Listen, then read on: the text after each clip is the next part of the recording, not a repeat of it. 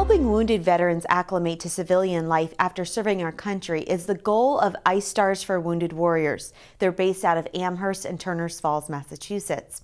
One of their board members is 1972 U.S. Olympic team figure skater Suna Murray.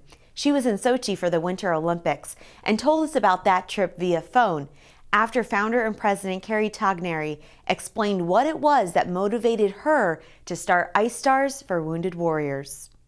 When he was injured in Iraq and came home, I saw a changed child. Then when they went off to Afghanistan and he lost his best friend there, I really felt there's got to be ways to give back than just giving money. So I wanted to bring my favorite sports together on a whole day and see what we could raise. And what was the reaction when you started this a couple of years ago? Well, the first visit was to the Air Force on UMass Amherst campus and talking to the lieutenant colonel. He gave me the okay. He was all excited.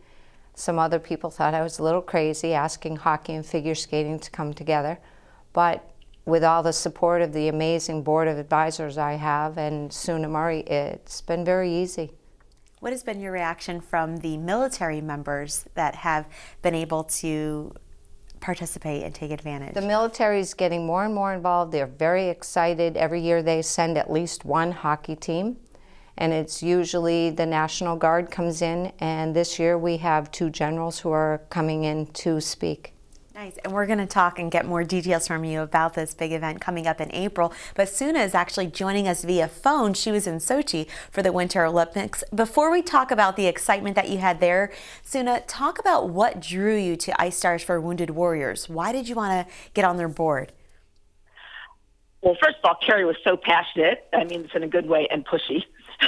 and my husband also did 4 tours of duty in Vietnam. And the stories that he came back and told me, I thought that Kerry's event was fantastic because the Vietnam veterans didn't get a lot of support when they came home. And talk about being involved with Ice Stars for Wounded Warriors and what you've been able to bring to this organization since you've been on board. I'm not sure I've brought that much except for a few skaters and helping Kerry get skaters to the event because I'm not in the area, and she has done all the work. Oh, that's very kind of you to Thank you. to point the gratitude your way. Now, you were just recently in Sochi for the Winter Olympics. How was that?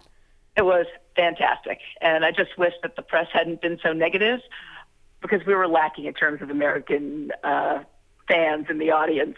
I mean, the Russians were crazy passionate and wonderful and screaming for their teams and their athletes with Russian flags, and we just didn't have as many people. Our people were passionate, but we didn't have as many. What were some of your favorite memories of being over in Sochi? I thought the Russian people were friendly and amazing and helped us.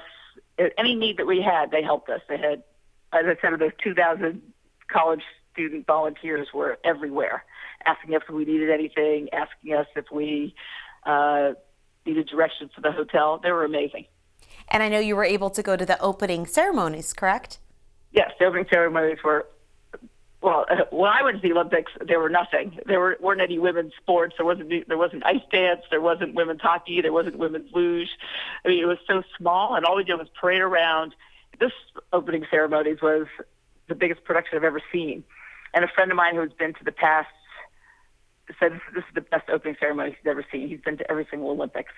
Now, Kerry, talk about in a couple of months in April, this is like all the hard work throughout the year kind of culminates in this one big event where hockey joins figure skating. Talk about that. Yes, we start out our day in April. It's April 25th is the first day, and we have 8 hockey teams that come in that are law enforcement and civil service, military. 80% of their team has to be because we want to be unique.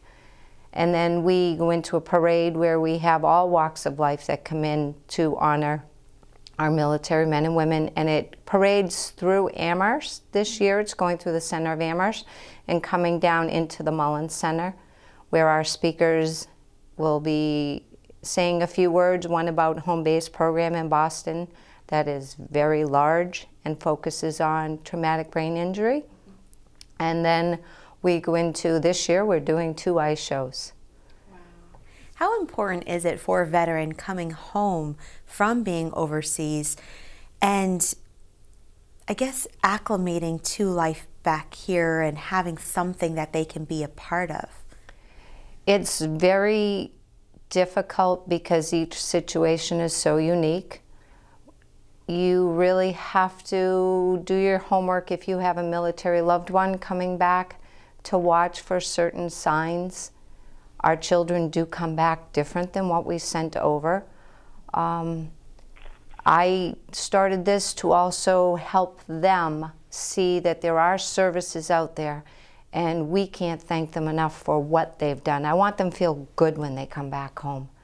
And putting this event on, we do a rose dedication to honor the fallen and to also thank all of our military for what they've done. I know Suna had mentioned when we were talking to her on the phone earlier how her husband was in Vietnam 4 times, I believe, and Yes. they definitely didn't receive the reception coming home that the troops in Iraq and Afghanistan Not did. at all, and it's very sad. And I do, when I travel, I make it a point if I see a military person in the airport, I will say thank you to them because I value everything that they've done and given up for us.